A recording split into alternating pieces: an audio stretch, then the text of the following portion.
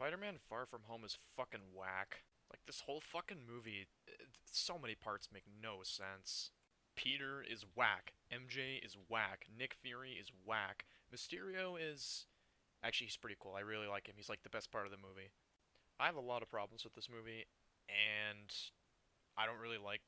I've never really done this before, so I don't know what I'm doing. But I'm just gonna, like, go slowly and break down my issues with this movie one at a time. Fair warning, I've only seen it once, so if I say things that are wrong, fuck you. My first major problem, and the one that I bring up most frequently when talking about this movie, is that Nick Fury doesn't need to fucking be in it. He's completely useless from a narrative perspective. Essentially, the only purpose that Nick Fury serves is as a means to an end for Peter so he can get from one place to another, and as an exposition machine. Other than that, there's literally no reason for him to be in the movie other than, you know, other tie-ins to the MCU, which aren't really necessary. Like I said, I haven't seen this movie any more than once, so I can't break it down scene by scene and examine exactly how it is that he's completely fucking useless, but he doesn't need to be here. He just doesn't need to be here. It would have been so much better for the overall thread of the story if Peter met Mysterio on his own in Europe, just traveling around with his class, and there wasn't any Nick Fury fuckery. Like, I feel like I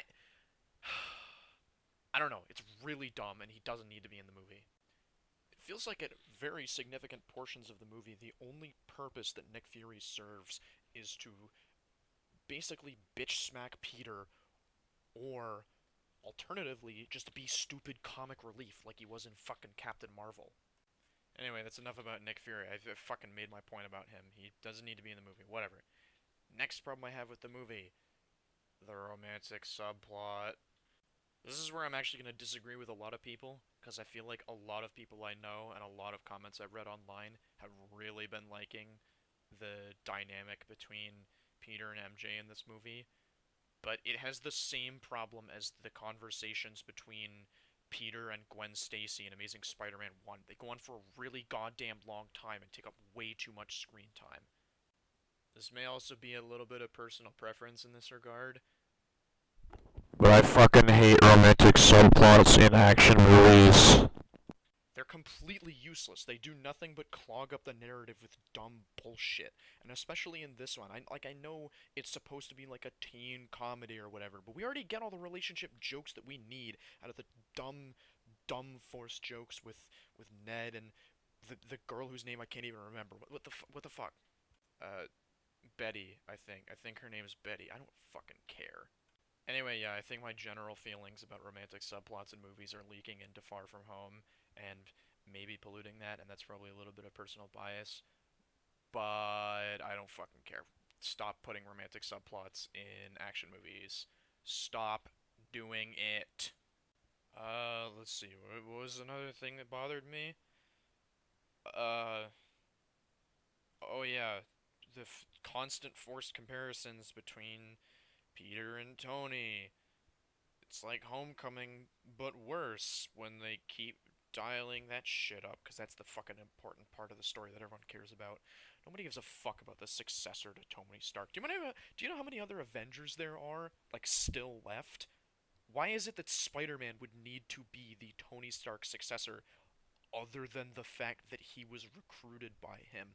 There are so many other Avengers that are probably better to take his place.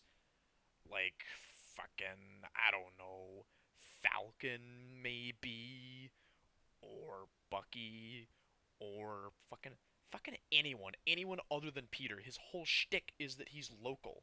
Like, actually, now that I think about it, I think it would make more sense for the next Tony Stark to be T'Challa. Like, they're in pretty similar positions. They're both tech dudes that have cool suits and have a big, like, power or support base behind them. Why does Spider-Man need to be the next Iron Man? T'Challa's probably just a better candidate. He can do everything. He's got Wakanda. You don't need Stark tech if he got Wakanda tech vibrate. Fuck. Okay, enough about bad shit. I'm sure I'll come up with something more to complain about in like 2 minutes of this video. Uh, Mysterio's the best character in the movie by far. Like anytime he's on screen, it's super super captivating. Um, yeah. Whenever he's not on screen, it's massively disappointing. And whenever he is on screen, he fucking dominates. And they made him spooky as shit and a complete dick, and that is amazing. It's like easily the best choice that fucking whatever his name what's the director's name? John Watts? Whatever his name is. That's the best choice they made for this whole movie was making Mysterio spooky again. Mysterio's like special effects visions shit when Peter's by himself. That's fucking awesome. They were great. They were the best part of the movie. Pretty good use of special effects to just get weird and creepy. Yeah. I wanted more of that. The fact that there wasn't more of that was a little bit disappointing. The movie needed more of just like crazy outlandish shit, like Spooky Tony rising from the grave. That was fucking awesome.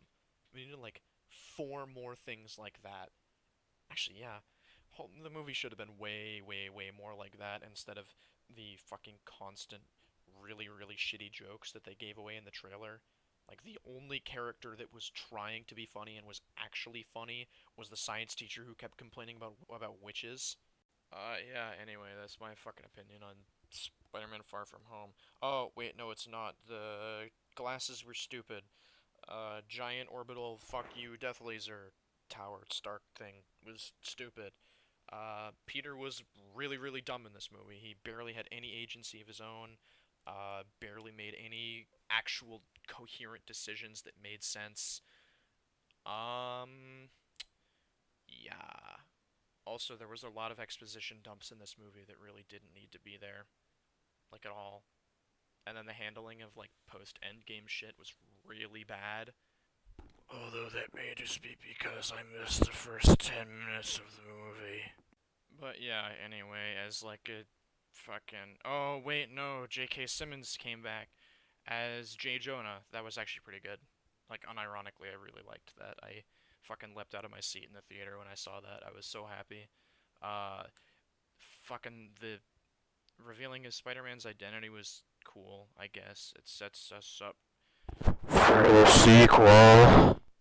and then there was other MCU setup shit at the fucking other end of credit scene that I didn't like. It's supposed to be a fucking Spider-Man story, not the.